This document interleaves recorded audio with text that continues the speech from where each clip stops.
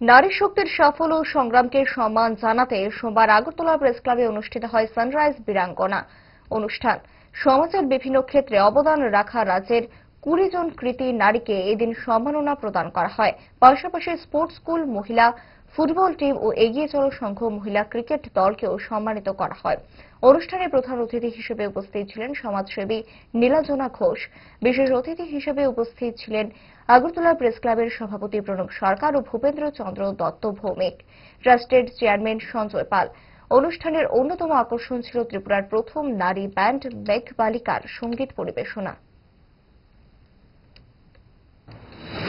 Sunrise বীরাঙ্গনা থেকে যে আজকে যে অনুষ্ঠান করা হয়েছে খুবই ভালো। আমি ফার্স্ট টাইমে এসেছি, তো